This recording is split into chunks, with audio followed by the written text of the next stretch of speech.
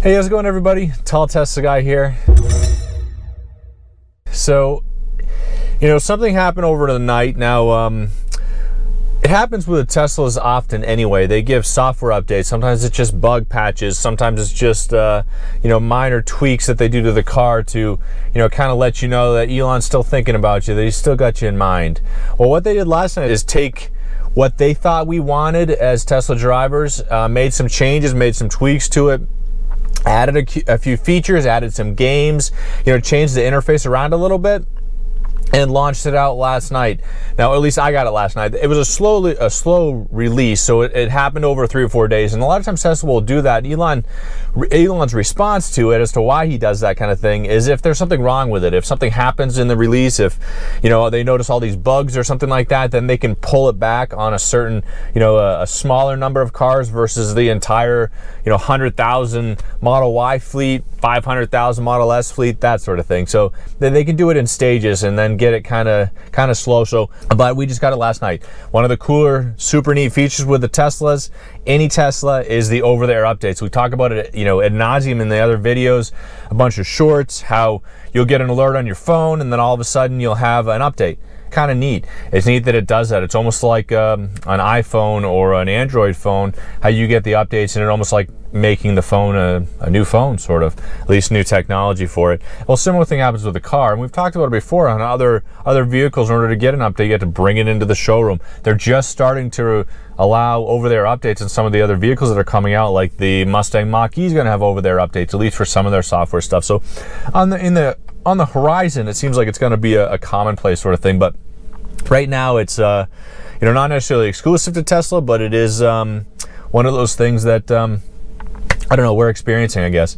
So I wanted to touch on a few things. People are excited, some of them anyway, and some of them are kind of mad about the new interface design.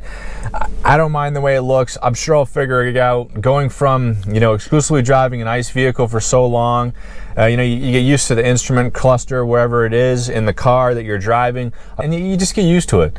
You either like the vehicle or you don't, and if you do like the vehicle, then you get used to however everything is presented to you. Similarly, I love the driving experience with the Tesla. I've equated it almost to, if you want to drive a vehicle, any car will do. If you want a driving experience, then get a Tesla. It's just, in reality, he could have taken away completely and just had a picture of himself laughing at you on the screen. I probably still would have liked it. I just like the I like the drive, I like the interface, I like the car, all that kind of stuff. But I did want to show you guys, I wanted to take a look at it. I want to show you guys what we're seeing, some of the stuff that's new, some of the stuff that I did not get, and I know I didn't get it because they actually have a port for a speaker in the front right passenger wheel well, and I do have that port there. It's part of a pedestrian warning system that they installed. However, I don't actually have the speaker, so I can't do some of the projections that come with it. There's a feature called Boombox where you can actually play the music in the car through that speaker on the outside, in addition to make the car fart. I can't do that. At least I can't do it through the speaker. I have the horn functionality, and I know you can add those features to the horn to make the horn do it, which is kind of neat. But outside of that, I don't actually have it. So I did want to show you guys though, because there's a lot of cool features right from the start that you're seeing. Some of the stuff that you're just kind of like, it's pretty neat, but I don't really care about it. And then some of the stuff, it's like, okay, let's take a look at that. So I'm gonna flip it over, and we're gonna take a look at that right now. So as you can kind of see, the screen itself has changed a little bit. Now this is the entry screen of the car. Now obviously we're parked, we're not moving or anything like that. The release notes, first of all, you're going to notice that it comes through with a sort of search feature. It used to before just be a list of paragraphs that had everything that the the car updated or that the software updated. Well, now it's actually separated into kind of a searchable list, so you can kind of see specifically what they did to fix it, what they did to change, and all that kind of stuff. Now, as you'll notice too, that I actually have the 2020.48.25. Now, I did see some people with a .26. I'm not sure where that is or why that is. If I've got an older one, I think I have a VIN number 37 or so, and I know they're up to 90 now. So maybe that's because I have one of the old VINs. I'm not sure, but nonetheless, I know I don't have the outside speaker anyway. But one of the biggest things you're going to notice is this screen right here. In the past, the car was actually turned, you know, facing north or facing the top of the screen, and you had all the same functionality, what it looks like anyway, as you do here, you know, trunk, front, charging port. But in addition to that, the car is facing me. Now, I did notice that this is obviously my car. We do have the midnight silver Tesla Model Y, which is the one you see in the picture here. However, I noticed some people on some of the forums, they called out that they don't have the aero wheels. They have the induction wheels or something like that, and the car didn't show them. So I'm not sure if they'll fix that in a patch or not, but currently as it sits, this is my car. This is my my wheel package, everything like that. So that all looks great. Elon said when you did the update, it actually said unwrapping present, which is kind of neat. But I like it that you can click on it really quick. I don't care about that. I do this, do this, do this. What's that? I don't go there. You know, that kind of thing. You can, you know, quickly go through that kind of stuff. So, you know, that part of it is kind of super neat. So what I wanted to do too is kind of take a look at it. I've got my window rolled down anyway, just in case. Now, as you guys know, the speaker on the outside is on the passenger side wheel well. If we did have some sort of speaker that was going to make a noise, this is the update that would do it. It actually makes some sort of alien noise when you're creeping to let pedestrians know, hey, there's a vehicle that's super quiet coming your way. We'll try not to hit you if you try not to hit us. So moving forward, as soon as you push the brake, in addition to the beeping noise, you're going to notice that everything is on the left side. It's you know, kind of on the left column. It used to be along the top. Now this, you know, park, reverse, neutral drive, in addition to my auto high beam light, used to be up here. I don't care that it's there. I don't traditionally drive with both hands, you know, here that are big enough to cover it, so it's not going to really bother me, I wouldn't think. I mean, I don't know. Some people got mad about it because it's there. It's redesigned like this to accommodate full self-driving. So we know as you know, a Tesla driver, you know, as a Tesla company, that they're doing everything they can to get the cars ready for full self-driving, and including, but not limited to, the software in the vehicle to allow the full self-driving. So what this screen does is allow the, you know, just a little bit more space to fill for the full self-driving as it sits now. Before, with everything kind of there, you almost had a box that ran across here that contained these types of things in addition to the warnings that came on when we first turned it on. Putting it on the left-hand side uses less space, you know, so when they do get the full self-driving in there, they'll be able to, you know, utilize the entire quadrant of the car, or of the screen anyway. So that part of it's nice.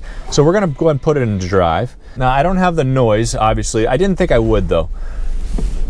I was thinking that I wasn't going to have the noise, mainly because you know, I just didn't have the speaker, or at least I knew I didn't have the speaker. So, you know, not having that noise, it definitely made sense to me. I don't mind the screen. There's no, you know, it's got my regen brake warning, my, you know, battery indicator on the top. It's going to have everything that I need for it. So I don't know why people were getting so upset about that. In fact, it's got a little bit bigger of a screen to show me when I'm on autopilot or when I'm moving through everything, which is kind of nice. You know, I will say though, a lot of the updates that the car got, you know, were really designed around the entertainment, around the full self-driving, around the visualization in the car, all that kind of stuff. And obviously, you know, some of that stuff isn't here quite yet. So, I mean, I can see that part of it, and I can see that part of it coming and stuff like that. So that part, you know, doesn't surprise me. I can still see my lanes. In fact, it's a bigger view. Even looking in there, in the car itself, through the panoramic roof, the visualization, I can actually see my screen, which is kind of nice. But it doesn't bother me. It's kind of nice, I guess. Obviously, I've still got the release notes up there. When I'm going on a road trip, I wouldn't have the release notes up there. But it was really just to basically take a look at everything and kind of you know, see what it was looking like. So I don't mind it. I don't mind it so far. I don't mind what I'm seeing. I mean, I'm going to take it on a trip later on today.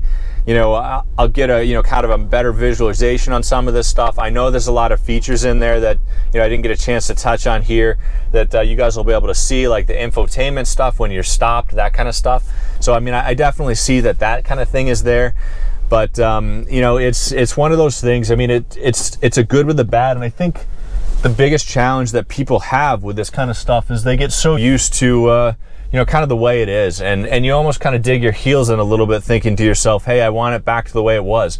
You know, I'm kind of a fan of the progression. I like, you know, some of the advancements that come with it. I mean, there's going to be the good with the bad anyway, and you know that. But, you know, as it stands, I like the way that it looks. It's more kind of in your face. a bigger view. I get excited about the potential of full self-driving down the road whenever it does come. So I'm whatever they have to do to get ready for that, I'm game on. So I mean, there's a lot of changes that came. It's exciting that it happened overnight. It's exciting that it happened as an over-there update. So I'm excited to see what comes next.